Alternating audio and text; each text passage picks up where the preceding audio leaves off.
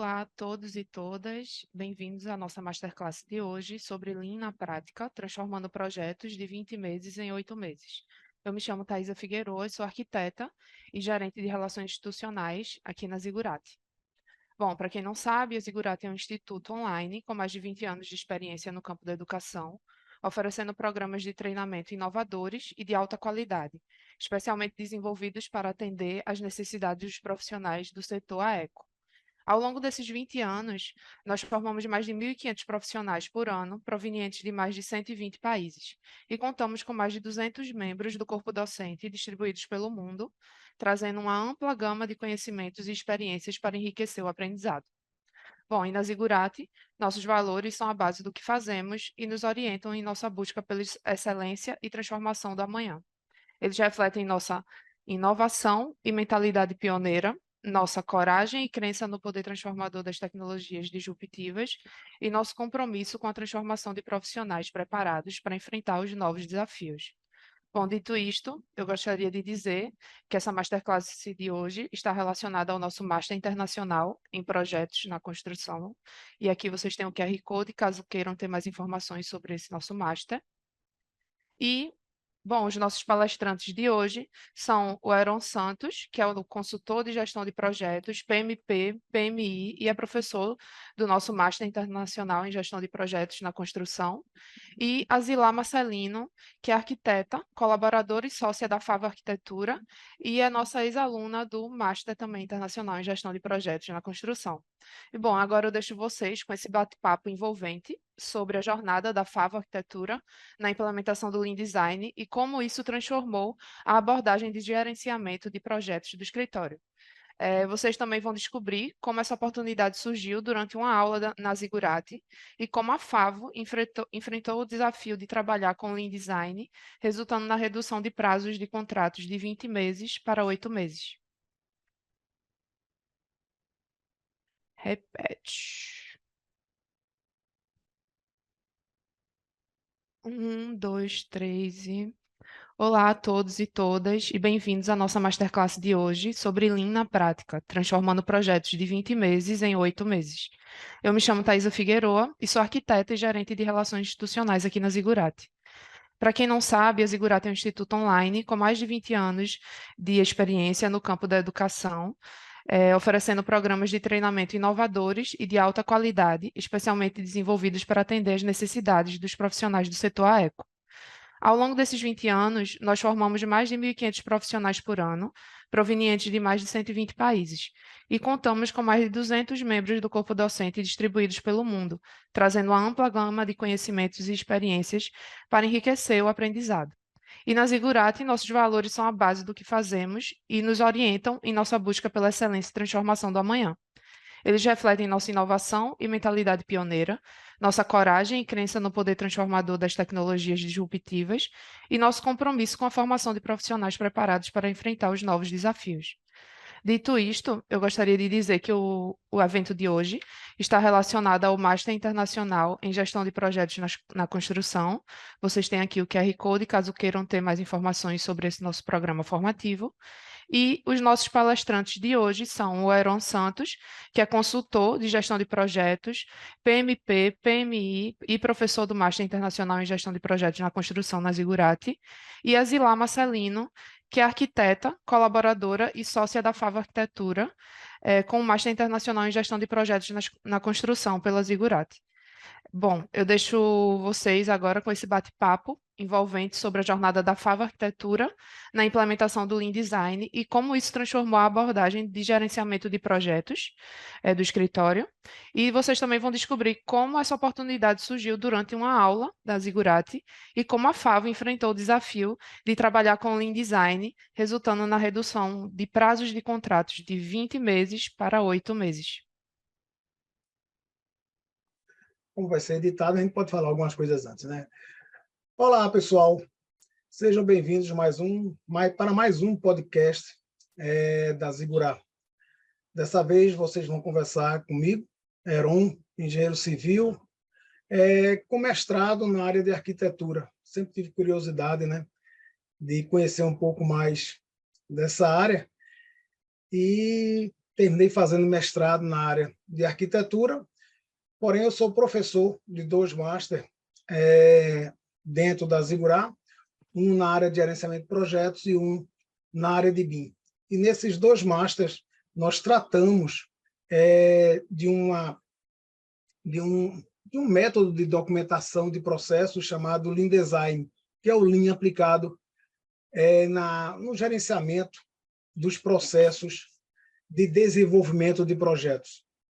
Nessa jornada, em uma das minhas aulas, eu conheci a Zilá, que vocês vão ter o prazer de conhecer daqui a pouco, e no bate-papo durante a aula, a gente sempre se oferece para se aproximar mais dos alunos. E eu, naquela época, inclusive, eu estava fazendo mestrado e me ofereci, tá, para quem quisesse praticar um método de implantação do Lean Design nos escritórios de arquitetura.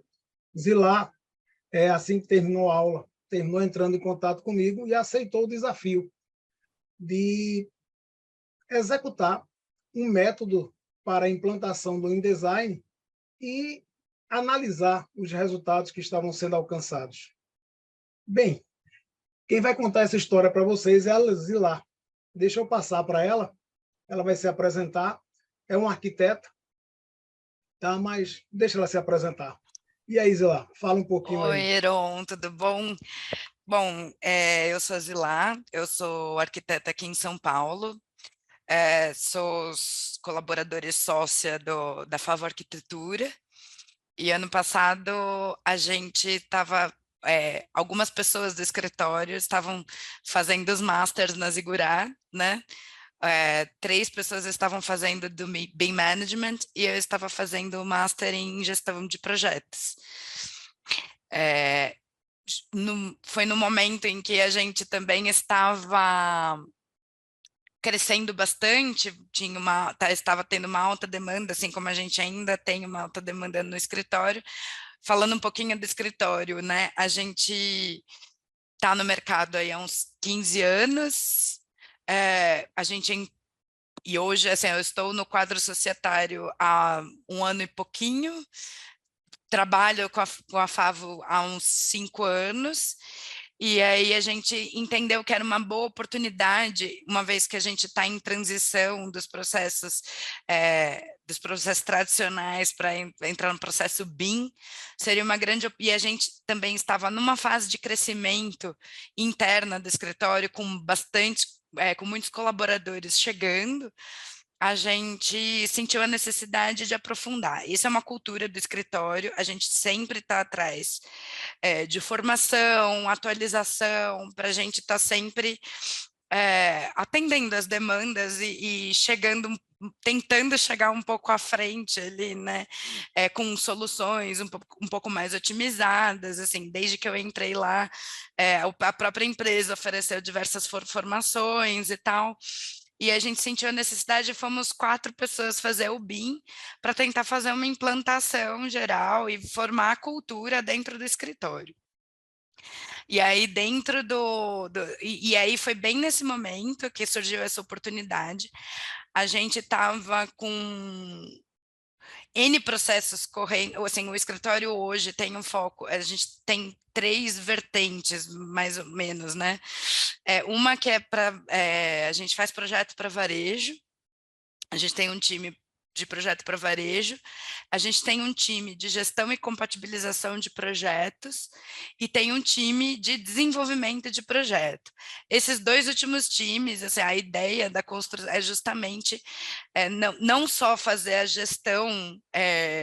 gestão externa, né, para construtoras, incorporadoras, mas também a gente, no time de desenvolvimento de projeto, fomentar uma cultura de boa gestão dos projetos, entendendo que a arquitetura, por ser muitas vezes que concebe o projeto, acaba sendo uma coordenadora ali daqueles processos, juntando todas as disciplinas, né? É a disciplina que vai acabar guiando as soluções para, né, e trazendo junto o restante do time, então a gente entende que a gestão e desenvolvimento de projetos são coisas que caminham juntos.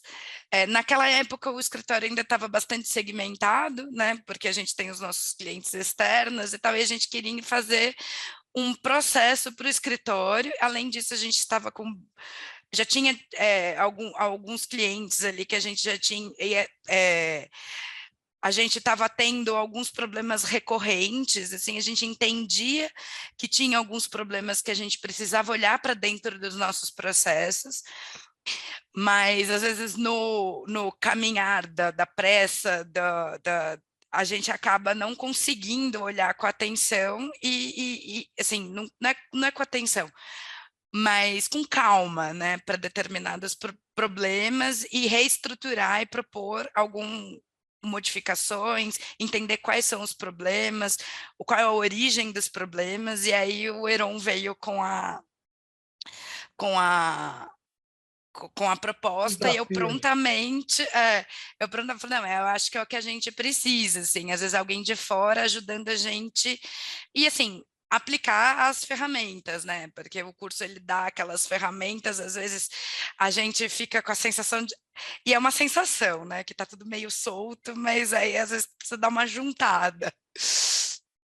E E aí, eu e me lembro aí, do primeiro papo, deixa eu só do termo, Zilá.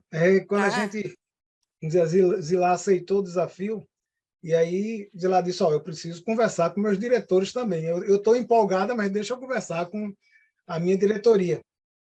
E aí, uma das coisas que eu comentei lá, tá certo, é que quando você vai começar a trabalhar em design, e o interessante é que o escritório de Zilá entendeu exatamente qual era o desafio, era tentar superar duas barreiras que nós temos. Primeiro, imaginar que um agente externo pode trazer as soluções. E aí uma coisa que eu falei logo de cara é o seguinte, quem pode apontar as melhorias são vocês. O que eu posso fazer, tá certo, através do Lean Design, é treinar vocês em ferramentas para que vocês descubram aonde estão os problemas. Tá?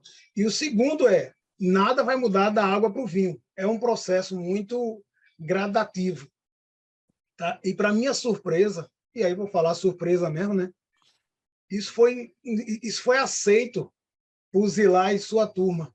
Tá? E aí a história que ela vai contar, vocês vão ver que está se desenrolando até hoje. Pelo que eu, assim, de repente vocês vão até notar, tá? Que Zilá vai dizer, a gente está no começo, tá certo? A gente está começando, mas os resultados estão sendo muito bons. Tá? Eu posso até adiantar, tá?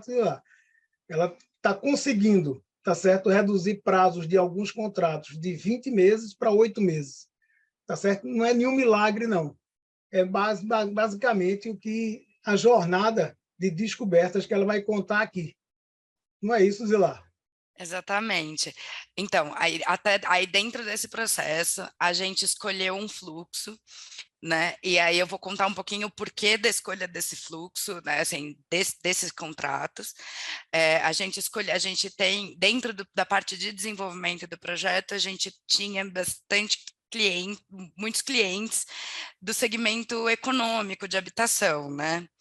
E a gente percebia que, assim, são produtos muito fáceis, assim, de desenvolver, porque normalmente a gente é contratado para fazer o projeto executivo, então o produto já vem meio pronto. A gente precisa adequar algumas questões de implantação junto com os outros projetistas, e aí a gente ficava batendo a cabeça, isso é tão simples, por que está demorando tanto? Não é para demorar tanto, né? E aí, assim, olhando para os processos, e aí o Heron trouxe para o restante da turma, né? A principal ferramenta que a gente trabalhou foi o mapa de fluxo de valor, que é onde a gente coloca no papel como que a gente está trabalhando, e a partir daí a gente vai detectando onde estão os problemas. É um desenho, é um rascunhão mesmo, né? É um mapa mental, mental não porque a gente está desenhando, mas a gente começa a ficar claro onde está tendo os problemas, né? A gente tinha noção, a gente tinha visibilidade daqueles problemas que se repetiam, Mas a partir do momento que você coloca isso de uma maneira visível, a gente consegue olhar para esses problemas e pensar em soluções, né? E foi exatamente isso que aconteceu. E aí a gente estava se perguntando por quê, né? E aí, no desenvolvimento do fluxo, a gente percebeu que 900% dos problemas eram problemas de comunicação, principalmente problemas de comunicação entre a incorporadora, era sempre assim, né? O cliente acha que você já tem na cabeça, você acha que você já tem na cabeça, e tem uma série de informações ali no meio que estão deduzidas, mas não estão claras. E aí é onde acontecem os conflitos, né? Porque você produz uma coisa pensando que o cliente quer aquilo, o cliente está na expectativa de que você vai produzir aquilo, mas também ele não deixou explícito, né? Uma série de coisas, e foi nesses pontos que a gente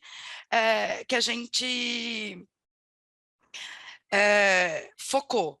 Então, quando o Heron entrou para dar essa consultoria para a gente, e a gente já estava com o projeto finalizando, e ele já se desenrolava por quase 2 anos, já estava liberado para obra, mas com uma série de problemas, e a gente identificou.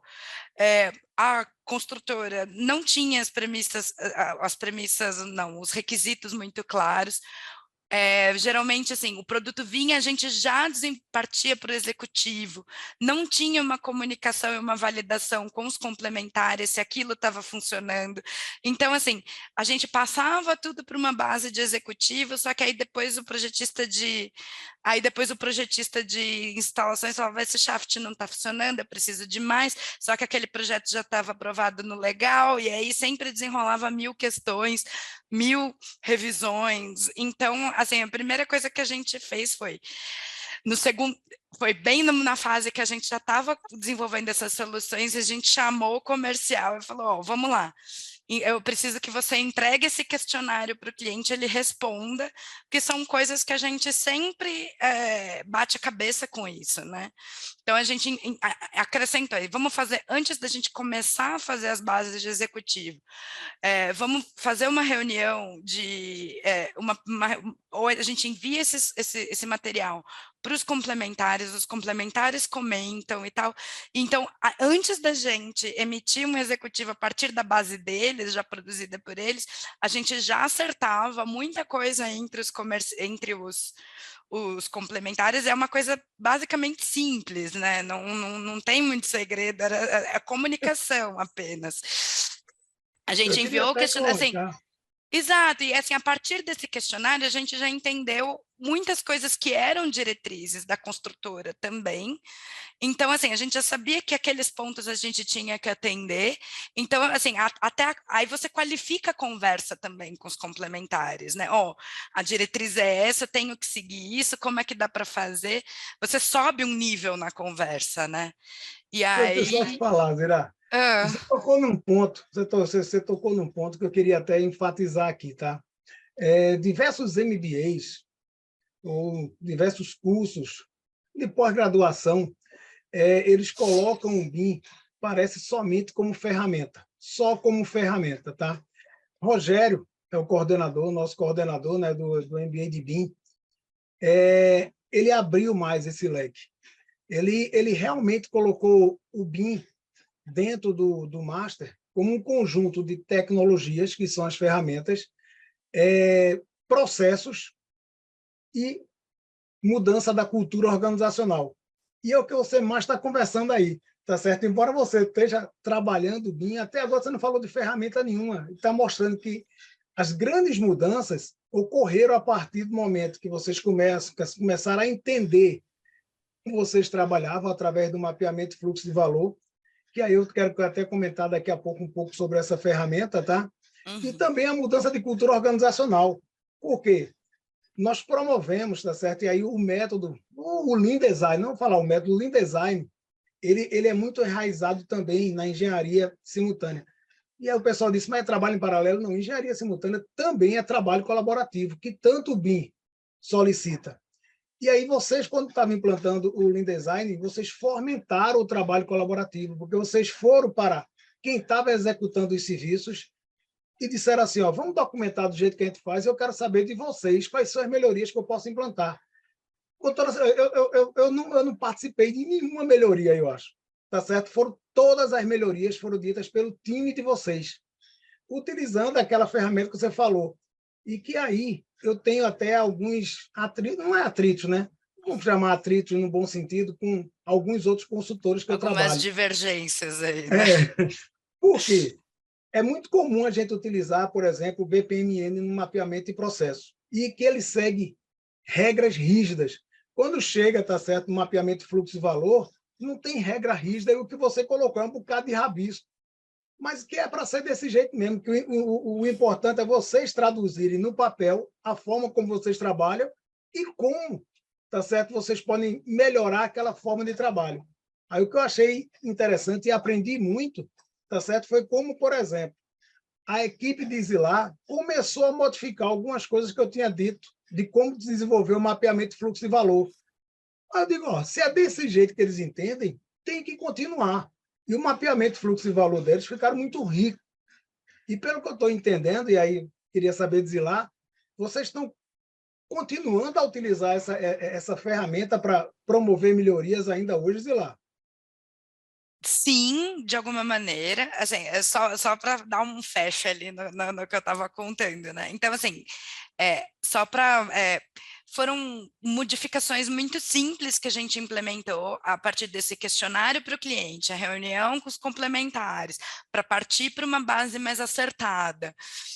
Outra coisa que a gente implementou, porque a gente sentiu que também foi uma ação para melhorar a comunicação apenas, né? A gente começou a implementar reuniões semanais com o cliente, porque às vezes os próprios complementares traziam para a gente muitas dúvidas, validações, se podia fazer daquele jeito. Aquele e-mail ficava lá na caixa da pessoa uma semana, duas, e aí ele não desenvolvia o projeto porque estava aquela pendência. Então, assim, a nossa função era, semanalmente, a gente reúne todas essas questões, e aí a gente chega numa reunião de 15, 20 minutos, e já pega essas validações e já dispara para o pessoal, para não deixar o trabalho parado, né?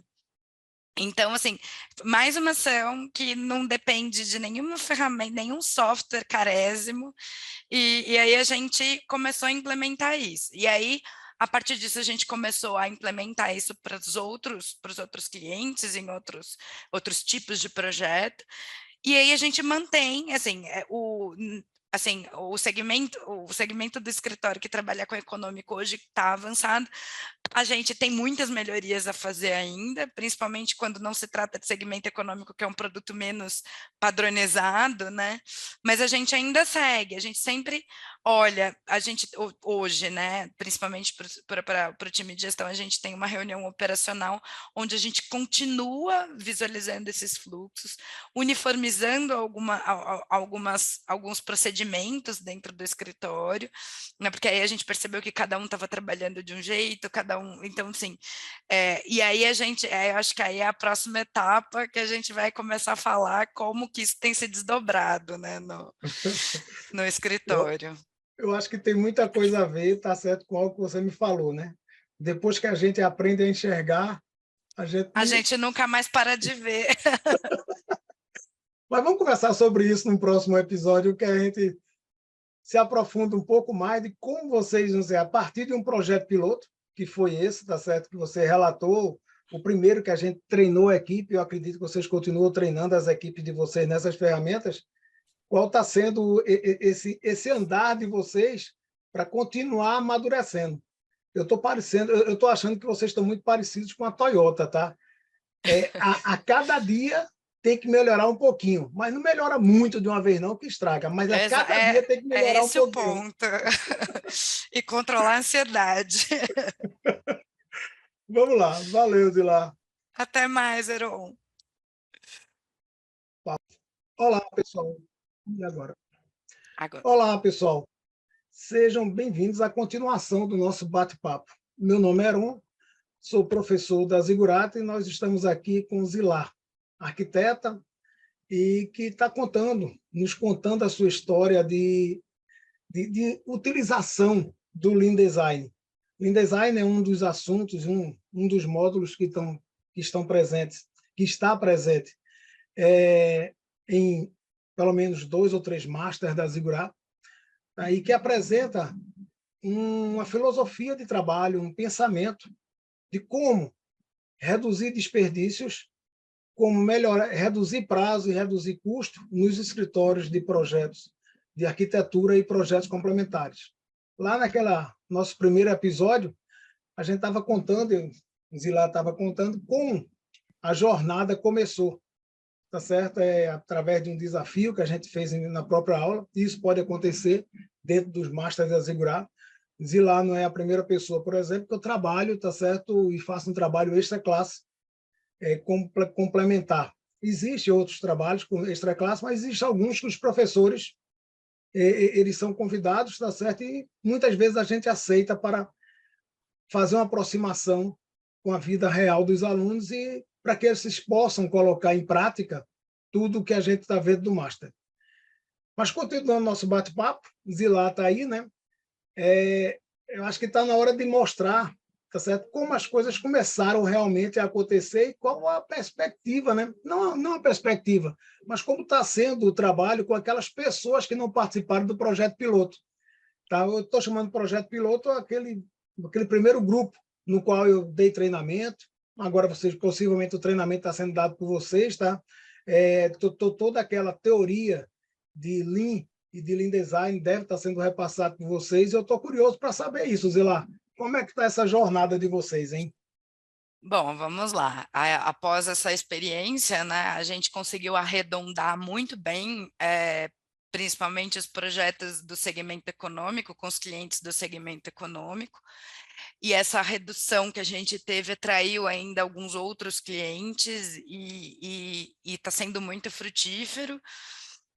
E a partir imediatamente, assim, acho que a gente nem colheu os resultados, a gente entendeu, a gente nem tinha colhido os resultados ainda, né, medido, e a gente entendeu que a gente precisava, algumas coisas que já estavam funcionando, que a gente já estava entendendo, que estava melhorando ali o fluxo da informação, precisaria ser levado para outros clientes e outros tipos de projeto, né? Então, a partir daí, tanto o pessoal que trabalha mais com convencional, com produtos mais personalizados, digamos assim, a gente aproximou essa relação com o cliente. Então, por exemplo, a gente começou a trabalhar com que a gente chama de FUP, né? Que são as reuniões de FAP.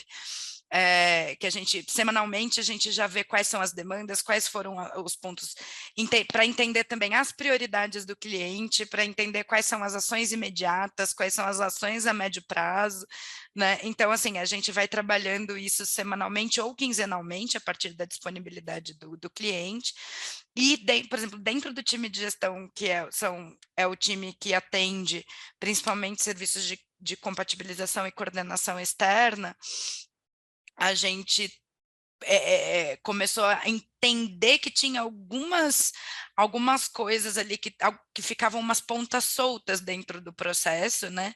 E hoje a gente se reúne semanalmente para ir discutindo.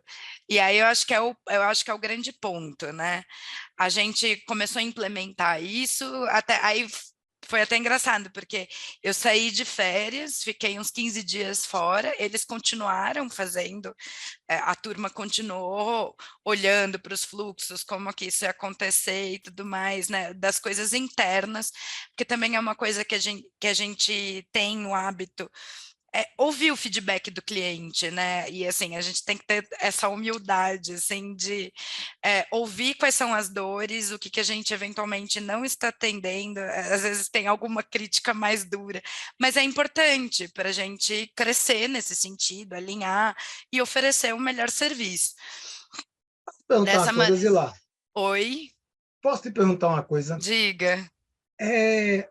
Quando a gente está conversando sobre Lean Design e a gente dá como exemplo uma necessidade dessas reuniões mais periódicas com os clientes, tá? E não somente repassando documentos para que eles analisem, a reação mais comum é: e o cliente vai querer fazer isso? Ah, rapaz, eu tenho uma dificuldade de me reunir com o cliente.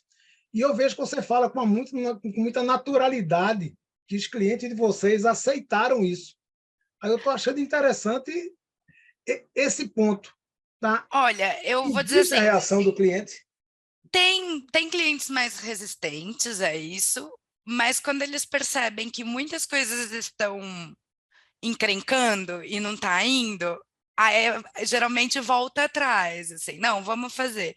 Tanto é que, assim, às vezes a gente estica a periodicidade, não é semanal, é quinzenal, ou então, a depender da fase do projeto, que está todo mundo trabalhando, não tem muito o que definir, a gente dá uma esparçada nesse tempo, mas a ideia é fazer essa comunicação direta e ter as ações, né? Porque o que acontece? A gente não está dentro da empresa deles para saber quais são as prioridades. Então, às vezes, eu estou em contato com o coordenador interno da construtora, só que aí tem o setor de produto, tem o setor de custo. Eles estão trazendo um mundo de demanda que a gente não está ali diretamente.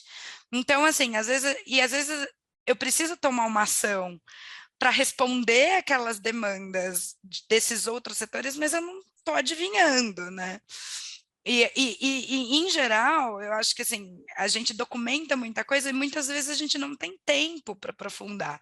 E a gente resume numa conversa o que seria horas de leitura de grandes relatórios. Os relatórios são importantes, a gente envia, até porque é uma moda de documentar esses processos, né?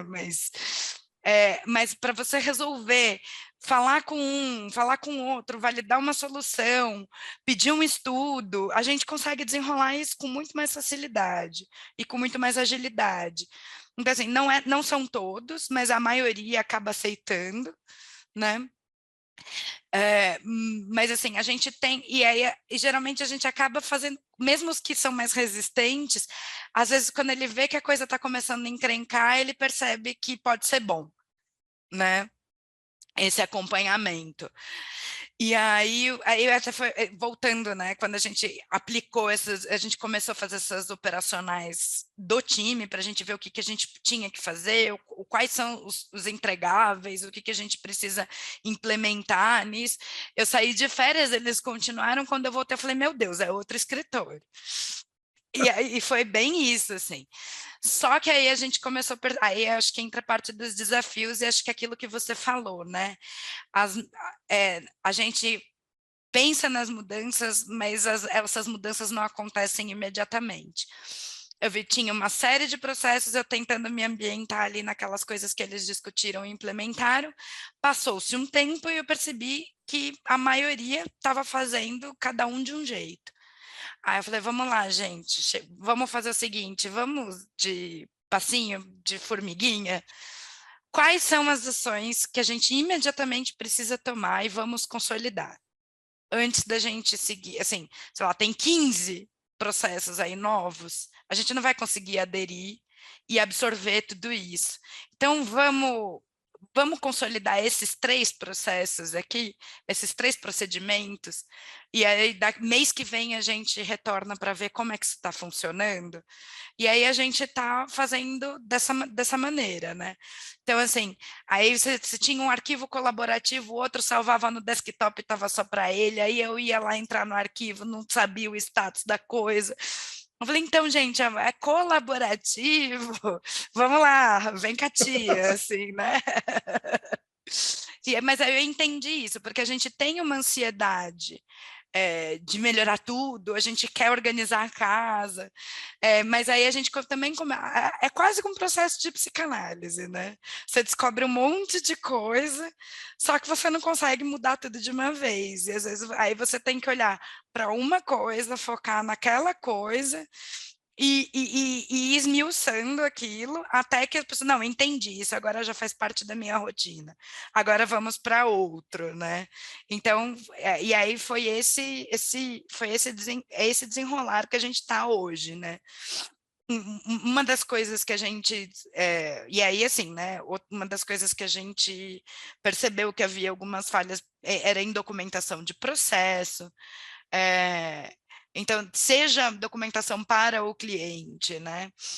ou internamente para a gente saber qual é o status, porque aí o que aconteceu, às vezes uma análise de compatibilização está acontecendo entre 2 colaboradores. Então, a gente tem que documentar isso, porque uma outra pessoa está entrando no projeto, você já olhou um determinado pavimento, aí a outra pessoa que entrou, eventualmente vai olhar de novo aquilo, então você sobrepõe um tempo, você está gastando um tempo, 1 hora ali para uma coisa que já foi analisada, já foi vista, né? Então, a gente acabou desenvolvendo alguns status, ó, aqui um painel, né? Isso aqui está visto, falta isso, falta aquilo. E aí a gente foi criando. Isso assim, gente. A gente usa um negócio de tarefa lá, esqueci o nome, gente. Quadro Kanban? É o quadro Kanban, mas não é nenhum Trello, não é nenhum nada, é do próprio Teams que a gente usa, e a gente coloca lá os cardzinhos, assim, tem algumas coisas que eventualmente faltam, mas a gente controla de alguma outra maneira, mais na mão. Mas, assim, é a ferramenta que a gente tem, é a ferramenta que a gente já paga, eventualmente. A gente não inventou a roda, assim, né? Foi usar as ferramentas que estavam ali disponíveis, aprofundar, assim, a potencialidade de cada um e desenhar um processo para aquilo. A gente tem semanalmente planejamento, onde a gente tem as tarefas ali da semana, a gente vê a tarefa da semana e de 15 dias para frente, para entender quem vai fazer o quê. A gente começou a medir o tempo dessas tarefas, então às vezes o que a gente achava que durava 2 dias dura 4, então às vezes assim, aí eu, tipo, a coordenadora, eu preciso que você seja mais gentil no seu cronograma, né? Eu preciso que você considere um pouquinho mais de tempo, porque a gente não está conseguindo entregar. E aí alinhar tudo isso com o cliente, ó, eu preciso de um pouquinho mais de tempo aqui, mas a gente pode fazer isso paralelo, e aí fazer essas negociações, né? A gente pode fazer isso, mas paralelamente a gente está fazendo isso, assim, assado. E aí a gente está, assim, caminhando nesse sentido, né? E assim, né, uma coisa que agora eu estou chatíssima agora, é documentar processos, né? A gente registrar tudo, deixar tudo muito claro, aonde está, qual o status, para a gente... Porque isso faz a gente ter um pouco mais, quer dizer, um pouco não, bastante domínio, assim, a gente sempre fala, né? Você tem que ser dono daquele projeto, né? Então, com algumas ações no sentido de documentar, então, assim, toda reunião, a gente produz uma ata, por mais que depois por mais que a gente depois atualize nas plataformas de comentário e tudo mais, mas às vezes por uma falha humana mesmo, né? Se a gente esquece de lançar algum comentário, ou vou ali na ata rapidinho, já lembro o que foi discutido, lembro, ou então a gente grava uma reunião e aí bota lá no vezes 2, lembrei, aí eu vou lá e registro. Então, eu acho que assim, a cobertura do que foi combinado também, a gente começou a perder menos informação e às vezes tem uma validação esdrúxula, que você sabe que aquilo vai dar miseravelmente errado, né? Mas às vezes o cliente insiste e tal, mas quem permitiu isso? Né? Olha, vocês validaram isso, né? Foi nesse contexto, e isso dá uma segurança para a gente também, né? Foi validado, o contexto era esse, não é porque a gente não tem memória né? Então, a gente acaba, essa parte da documentação do processo, a gente também dá uma segurança sobre... Então, a gente continua neste processo, né? O que mais, assim, a gente tem mais sucesso quando o cliente embarca com a gente nisso, assim, né? A gente ainda tem, eu acho que os grandes desafios engajar tanto a equipe dentro, acho que a equipe até tem internamente, ela é bastante engajada, mas às vezes a gente ainda encontra resistência quando a gente implementa ali uma plataforma colaborativa de comentários, os próprios complementares às vezes têm resistência, por exemplo, hoje a gente trabalha, se o cliente não oferece uma plataforma de comentário, A gente já entrega isso dentro da proposta, nós trabalhamos dessa forma, não trabalhamos mais com, tipo assim, porque até para a gente conseguir ter um acompanhamento, a gente consegue extrair métricas dali, né, comentários de fases anteriores que não foram atendidos, por que não foram atendidos, a gente consegue ter uma... E aí, às vezes, essas novas tecnologias, de fato, a gente tem bastante resistência ainda, principalmente clientes que não trabalham com BIM, e assim, a gente tem aplicado isso independente de trabalhar em BIM ou não, porque a gente entende que problemas tem nas duas maneiras de fazer, e que o processo tem que ser colaborativo, independente de estar no 2D ou no 3D, a comunicação ela tem que existir. Então, tem resistência. O engajamento é paulatino, assim, você vê que tem disciplinas que comentam mais do que outras, assim, mas a gente sempre procura, de alguma maneira, ó, comenta lá, joga esse item lá, notifica fulano, né? A gente tem a gente ainda trabalha, né? Mesmo que a pessoa não coloque, às vezes a gente mesmo lá coloca, notifica, mas acho que assim, o caminho é esse, né? Aí a gente vai sempre olhando para isso, entendendo como que a gente pode engajar melhor. E acho que assim, hoje a gente está em vias de, né?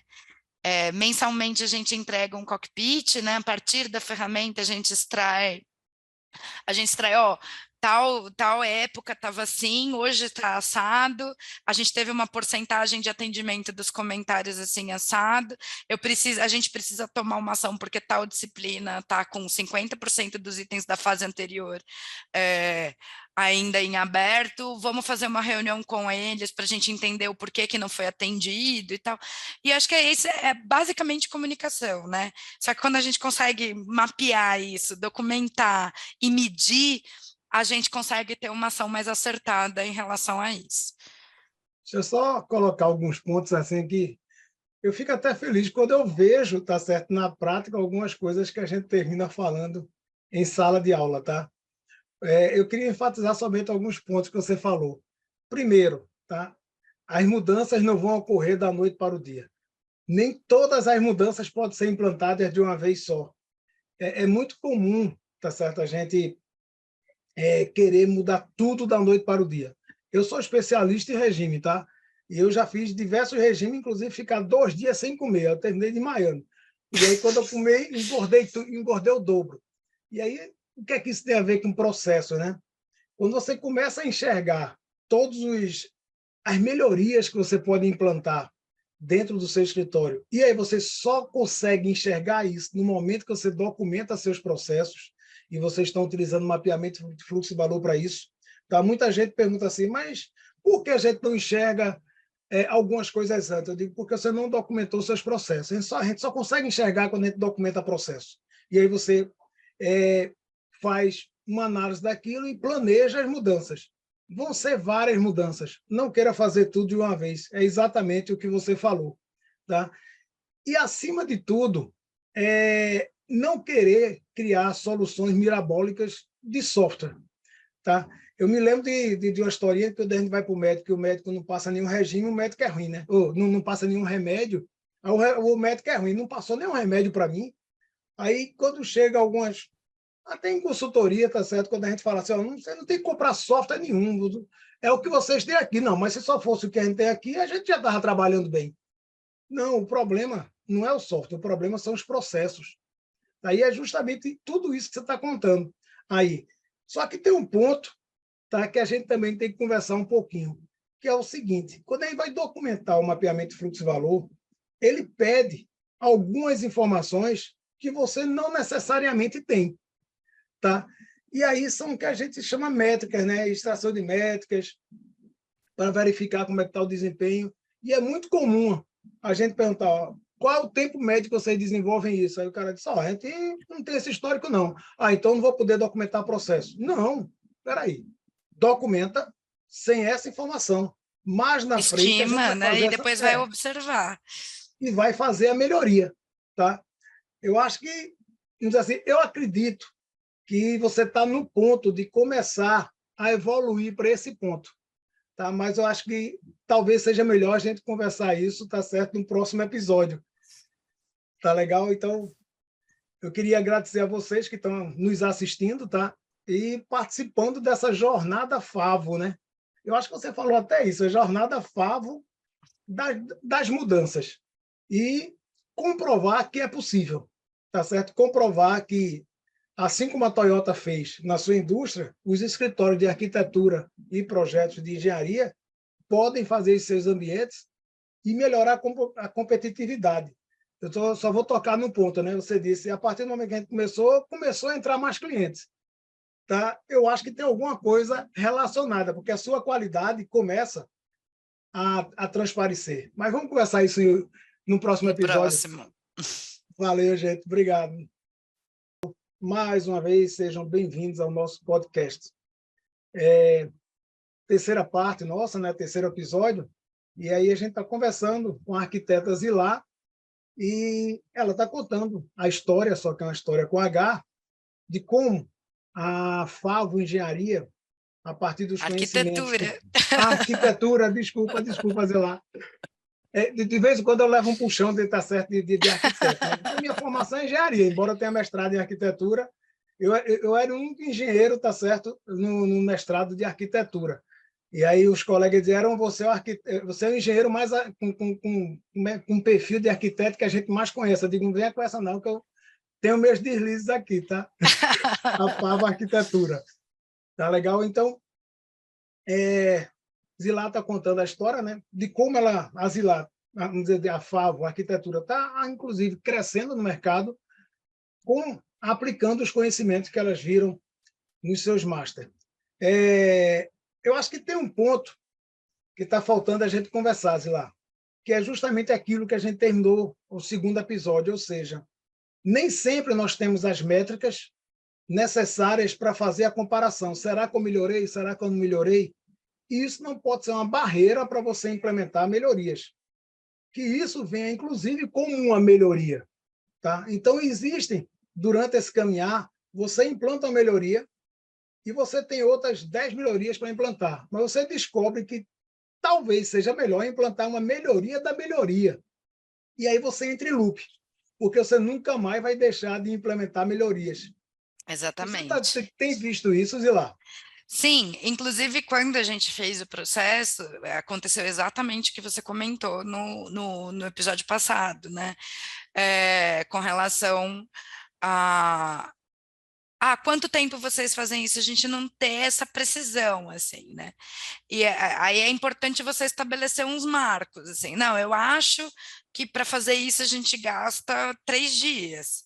Eu acho que eu consigo esperar isso, por exemplo, o fulano geralmente me entrega isso em tal dia. A partir do momento que você estabelece esses marcos, quando você vai para a realidade, aí você vê que aquela tarefa não aconteceu em 3 dias, aconteceu em uma semana. Né? E aí você também estava com uma projeção errada daquele tempo, que aquele tempo não é real. Então, muitas vezes, quando você faz um cronograma, a gente até brinca, né? Um cronograma ou um planejamento que você está se auto-enganando, né? E aí, quando você não trabalha com dados reais, fica todo mundo se auto-enganando. O cliente achando que aquele tempo vai ser factível, às vezes o projetista aceita aquilo porque não tem por onde ir, e aí a gente fica se auto-enganando dentro desses processos. A partir do momento que a gente começa a trabalhar com tempos reais, aí a gente consegue entender aonde a gente pode enxugar, digamos assim, né? Ele não consegue desenvolver um projeto em 3 dias. Mas o que eu consigo adiantar de informação com ele para, né? E aí a gente sempre brinca tem uma metáfora, né? Da informação de valor, né? E que é uma das coisas que a gente aprende muito com Lean, né? Eu vou entregar uma informação que agregue valor. Não adianta eu detalhar o caixilho no anteprojeto se eu preciso que uma série de informações para o complementar não está ali, não é cota que vai fazer diferença para ele. Então, assim, fazer uma separação do que eu tenho uma metáfora que é aquilo, né? Você vai fazer um panfleto para uma pizzaria. Aí você coloca o cardápio, é delivery, né? Você coloca o cardápio, a marca dos ingredientes, você põe o endereço, mas você não põe o telefone. Tá, o panfleto tá lindo, maravilhoso, tem um monte de informação, mas tem um monte de informação que eu não preciso ter lá e a principal não tem, que é o telefone. Então, assim, é uma coisa que a gente tá, e você vai fazer essa entrega, e qual é o telefone da pizzaria, né? A gente sempre faz essa brincadeira no escritório. Isso aqui vai agregar, essa informação vai agregar valor para o cliente agora? Então, assim, cliente, o que, nessa fase aqui, você está contando com o quê? Eu preciso, aí ele fala, eu preciso de tais informações, porque eu vou orçar o projeto nessa fase. Então, eu já falo para todos os projetistas, ó, eu ponho no cronograma, no seu entregável, assim. No meu entregável vai ter, o cara vai entregar a planta, o diagrama, o quantitativo, nananã. Então, aí quando eu vou bater lá, se ele entregou tudo aquilo, fulaninho, faltou o teu diagrama aqui, eu preciso disso para orçar até dia 15. E aí, quando que você vai me entregar, né? Você colocou, tá certo? Essa ideia eu vou levar para minhas aulas do cardápio, tá? Essa ideia, tá certo, de identificação de um desperdício, porque quando a gente está trabalhando com linha, a gente fala de desperdício, né? A gente tem que eliminar os desperdícios, tá? E aí você tocou num ponto que eu me lembrei o seguinte, aí você pode confirmar ou não, tá? É uma tendência nossa, projetista e arquiteta, realmente incluir em uma fase o que não era necessário para aquela fase. Aí o pessoal fala assim, mas essa informação não vai ser perdida, não. Só que aí depois a gente descobre, sim, mas vai gerar um Você retrabalho, porque gastou depois eu um vou ter que corrigir tempo, que eu vou ter aquilo. ajuste, exato. Que eventualmente eu vou ter que ajustar, eu vou ter que. Foi que deu o exemplo do caixilho, né? Eu detalho o caixilho ali, mas eu estou mexendo no prédio como um todo, né? Você não perde, mas você vai ter que ajustar, e né? Você não viu outros problemas. E, por exemplo, e às vezes e aí é que eu falo assim, da gente não economizar informação também. Assim, principalmente quando a gente está fazendo cronograma e tudo, a gente tem a gente brinca que tem um dos coordenadores que a gente fala que ele é econômico em palavra. Aí eu falei, palavra não é dinheiro, você pode gastar, né? Então, assim, vamos descrever os entregáveis no cronograma, né? Eu preciso desse material, porque, assim, o que está na minha cabeça, o projetista, então, vamos alinhar com o projetista, eu preciso desse material, porque o cliente vai orçar isso. Ah, mas não está no escopo contratado. Tá, mas eu preciso dessa informação. Aí você reúne com o cliente, ó, fulano não está querendo entregar isso. Como é? A gente tem aí dele entregar, não, então entrega uma tabela no projeto assim, assim, assado. Então a gente vai achando esses meios de caminho aí, eu preciso que essa informação, mas assim, às vezes já tem um cronograma detalhado, então você vai entregar as plantas, as ações, os cortes. Tá, mas todo mundo precisa da planta, você não vai conseguir entregar o corte agora? Não, então a gente escalona a sua entrega. Qual é a disciplina que vai precisar do corte? Aí já põe lá. Então, assim, você vai conseguindo organizar a coisa e deixar tudo muito debulhadinho em cronograma para não ter divergência de entendimento. E aí é o que eu falo, que eu acho que 900% dos nossos problemas é comunicação, né? Porque aí está na cabeça que o entregável dele é X, o cliente está esperando que o entregável é X mais Y, eu estou achando que é X mais E, né? E aí é onde acontecem os ruídos e os retrabalhos, né? Ô, Zila, em relação ao que você está colocando, tá certo? E você colocou antes, dessas melhorias de melhorias. Tem algum exemplo aí de que você poderia relatar? Por exemplo, surgimento dessas reuniões. Vocês tiveram que repensar algum modelo de reunião, porque é algo que a gente sempre fala, tá certo? Ou seja, não existe um único tipo de condução de reunião. Existem vários tipos de condução de reunião e muitas vezes a gente implementa com o tipo errado e a gente tem que fazer uma melhoria para Sim, ajustar, tá certo? Até o tempo. Como é que você passou por isso? Exatamente, passamos por isso, estamos passando, na verdade, a gente está num processo de repensar tudo isso, porque assim, uma coisa é uma reunião de acompanhamento com o cliente, ela dura ali 15 minutos, onde a gente passa, então a gente já tem um processo, a gente já tem uma rotina naquilo, né?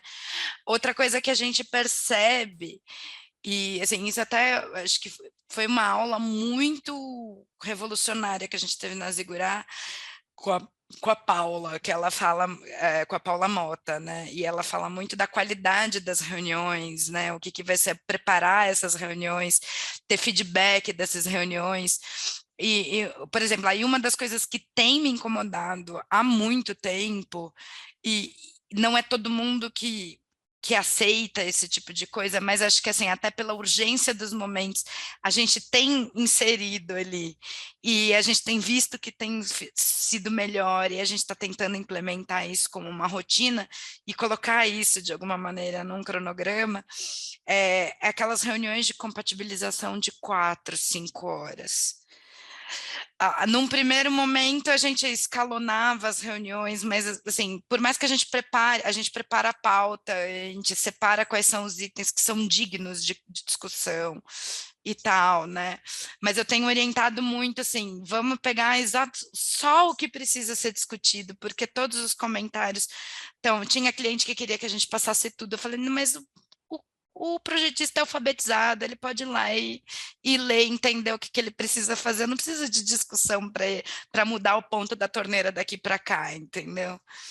E aí essas reuniões longuíssimas, com assuntos que não levavam ninguém a lugar nenhum, né? Então, uma das coisas que a gente está tentando implementar é fazer assim, até assim, organizando a gente internamente também, né, com volume de trabalho, com os nossos recursos, tipo assim, bater um projeto de arquitetura, a gente já faz uma conferência, citam todas as informações ali, e aí se os itens anteriores foram atendidos, se não foram atendidos, a gente já pede uma revisão, mas deixa lá o pessoal trabalhar, entendeu? Mas para aí já ir acertando essas coisas, que aí a gente vai filtrando isso para a gente tentar diminuir o tempo dessas reuniões e pessoas envolvidas. Então, assim, aí depois chegou a estrutura, eu bati a estrutura com a arquitetura. Tem alguns problemas ali, eu já convoco uma reunião de 1 horinha com eles e já resolvo N problemas, entendeu? A gente já alinha. Quando a gente chega lá no final com os outros complementares, eu já tenho uma série de soluções já ali desenhadas, mesmo que não estejam materializadas no projeto, a gente já sabe, já está registrado o que vai fazer, aí discute alguma outra coisa, se for necessário, a gente vai quebrando essas reuniões em reuniões menores, e aquela final de geral, de alinhamento, para passar de fase, ou para passar por uma revisão daquela fase, a gente está tendo, o nosso objetivo é fazer um filtro muito maior do que está acontecendo hoje, para a gente conseguir não gastar o nosso tempo e de todo mundo de trabalho, né?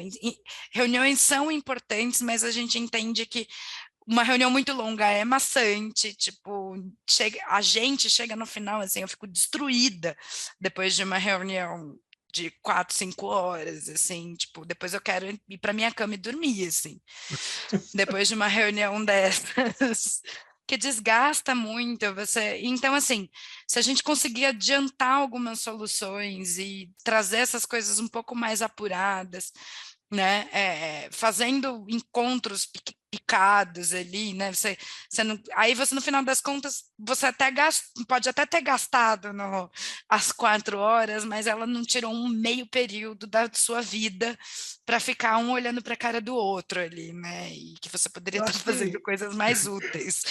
Você está tocando em um ponto que a gente discute muito hoje com o BIM, né? Esse processo de compatibilização deveria acabar, porque, na verdade, se a gente for olhar, tá certo? A gente deveria olhar o resultado, nós estamos consertando erros de desenvolvimento de projetos. Não porque esses erros não podem ser vistos antes. Tá? Então, hoje a gente prega, e aí a gente tem a possibilidade, através do CDE, né, de implementar isso, que essas reuniões sejam, e eu concordo com vocês, sejam muito pequenas. Por quê? O projeto tem que nascer perfeito já. Então, é uma responsabilidade de quem está desenvolvendo o seu projeto, pegar os outros projetos, possivelmente lá no CDE, e já realizar uma pré-compatibilização. Ele mesmo descobrir esses problemas e ir lá resolver, tá certo? Como diz A assim. gente entende também que a gente entende, a gente tem isso em mente, de que a compatibilização é responsabilidade dos projetistas, né? O que a gente tem tentado guiar é que a gente vai ser um guia nesse processo, né? Assim, a gente vai ser um gerente desse processo, no sentido de que, às vezes, questões que ficaram para trás, questões que, às vezes, porque faz parte de falha humana mesmo, às vezes você está ali dentro do processo, tá meio cego, né? Às vezes você está focado em uma coisa e está deixando passar, né? Então, assim, a gente tem tentado fazer esse processo, assim, e envolver mais, né? E eu acho que eu volto na questão, tudo, às vezes, todas as vezes que a gente emperra num problema, a gente chega à conclusão de que o problema é falta de comunicação, né? É assim, por exemplo, o CDE não é uma coisa que as pessoas entenderam que eventualmente pode funcionar, né?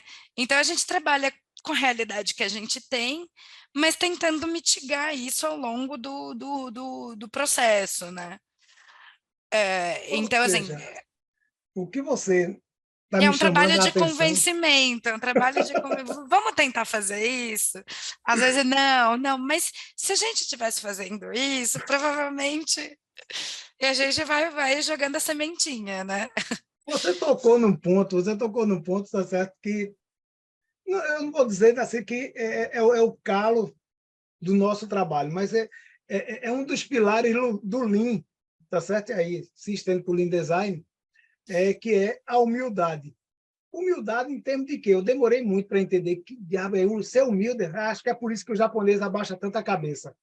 Não, mas o que a gente joga de humildade é a gente reconhecer que hoje nós estamos trabalhando de maneira, entre aspas, errada e que nós podemos melhorar. Não é que esteja errado, mas que a gente pode melhorar. E aí é do ser humano e faz parte, inclusive, de mim.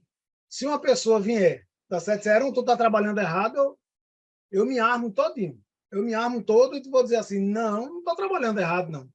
Tá? E aí, por que eu estou falando isso? Enfatizando mais uma vez, né? Não adianta, tá certo? Se pensar em contratar uma consultoria para os escritórios de arquitetura e engenharia e que essa consultoria venha com soluções milagrosas. Vai dar tudo errado. Porque a própria equipe da consultoria, do escritório vai recusar aquilo. Porque, entre aspas, eu estou dizendo, ó, Zilá, tu está trabalhando errado, agora eu vou te mostrar como é que trabalha certo. Aí Zilá disse, quem é você para dizer isso? E aí o Lean, tá certo? E note que eu estou fora do escritório e Zilá está dizendo, até hoje a gente está melhorando. Eu estou fora, tá certo, do convívio direto no escritório já faz 1 ano e meio. E eu fico contente pra caramba em vez de ir lá, tá certo? E sua equipe continuando tudo o que a gente fez antes. Mas quem está descobrindo as melhorias é a equipe de Zilar. Quem está descobrindo o que pode melhorar é a equipe de Zilar. Tá? Não, eu não vou chamar a equipe de Zilar, não, porque agora acho que tem equipe que não é de Zilar na Favo Arquitetura e Sim, que sim. estão fazendo isso. Tá? É, Mas é, é uma das barreiras. É uma das barreiras e que vocês estão conseguindo superar com muita, vamos dizer assim, muita maestria disso aí, com muito louvor, tá certo? Superar essa barreira de implementar as mudanças porque eu quero melhorar e não porque alguém falou para eu melhorar. Eu acho que o grande diferencial de vocês foi ter incorporado isso do Lean. Eu sinto isso, não sei se você quer falar alguma coisa, mas eu não, eu sinto acho que isso. você tocou num ponto. É engraçado que você tocou num ponto primordial, assim. É, eu acho, e eu estava pensando exatamente nisso, assim. A gente consegue melhorar quando a gente consegue reconhecer que tem problema e que a gente está fazendo coisas que não estão funcionando. Eu brincava há um tempo atrás, aí eu vou voltar com a psicanálise, né? Falei, nossa, todo mundo tem que fazer psicanálise, que não sei o quê. Só que eu percebi que, assim, não adianta você fazer análise, terapia, se você não está disposto a olhar para dentro e ver a podridão que você tem por dentro. É a mesma coisa com a empresa. Você quer crescer a empresa, você quer melhorar, você quer atender bem, não adianta você querer crescer sem olhar para o podridão que está dentro.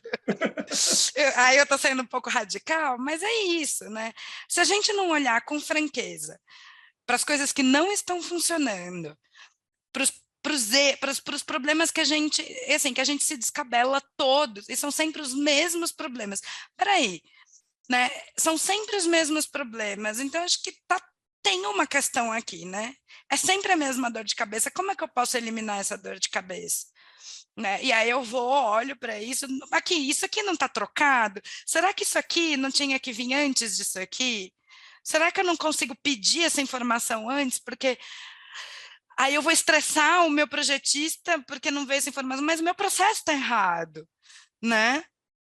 Meu processo não está contemplando essa demanda. Então, assim, essa questão da humildade, acho que é o ponto de partida para qualquer coisa, para qualquer mudança, assim. Show. Zilau, tem uma péssima notícia. Infelizmente, nosso tempo está acabando, tá certo? Eu fico contente pra caramba de cada vez mais escutar o que vocês estão fazendo, né? Dentro da Favo Arquitetura, mas eu acho que a gente vai ter que encerrar. Queria te agradecer, Não. tá certo? Ter aceito esse convite para o bate-papo. Agradecer, inclusive, a Zigurá por ter possibilitado esse bate-papo, mas lembrando a Zigurá que a gente também pode ter o Lean Design aplicado em outras áreas. Eu acho que a gente poderia provocar, tá certo? A Zigurá para promover outros bate-papos ligados a Lean e a Lean Design. Tá? Então, obrigado, Zilá. Obrigado a vocês que nos escutaram e espero que a gente tenha contribuído e aberto um pouco o olho para mostrar que as grandes mudanças podem não necessariamente passar por software, e sim passar por processo e por mudança de cultura organizacional. Queres falar alguma coisa para a gente encerrar, Eu Zilá? quero agradecer a oportunidade, é sempre uma alegria estar em contato com o pessoal da Zigurate. Acho que foi um divisor de águas quando a gente fez o master, assim, para gente, até tá em nível pessoal mesmo. Quando a gente começa a olhar, você vai mudando tudo, você vai redesenhando várias coisas, até na vida pessoal. Aqui em casa a gente tem um quadro Kanban das tarefas de casa. Mas eu fico muito feliz do convite, eu fico bastante satisfeita de ver essas mudanças acontecendo, e é isso, assim, é claro, 1 hora é pouco para falar, mas já foi bastante legal poder compartilhar isso com você e poder compartilhar com quem também está passando pelas mesmas dores, né? E Valeu. obrigada.